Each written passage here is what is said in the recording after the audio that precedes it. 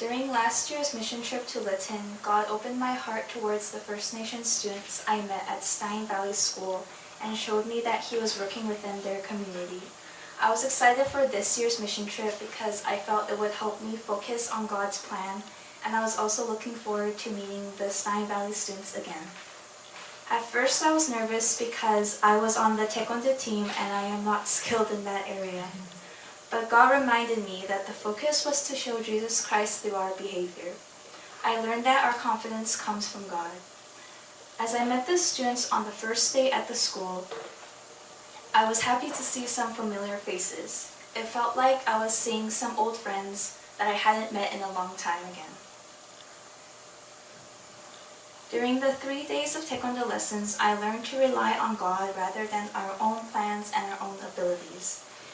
Some of the younger students showed a lot of enthusiasm for the lessons, and I saw how God had opened their hearts towards us. On the last day of the mission trip before leaving for Vancouver, I was surprised to see that one of the Stein Valley students was joining us for dinner. I was even more surprised when he stayed for the worship service because I thought that he would surely go home right after the meal.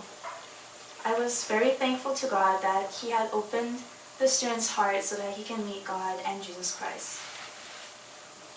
Throughout this mission trip, I felt myself completely letting go of everything else and focus solely on God's works.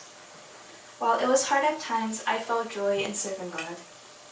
During the worship service, I began to seek God more, and through His messages, God told me to stand firmly in my faith and show His character through my life. From this mission trip, I learned about how God provides us with opportunities to serve others and to serve God, and that He is always with us even when we are unsure of the path ahead of us. Thank you for listening.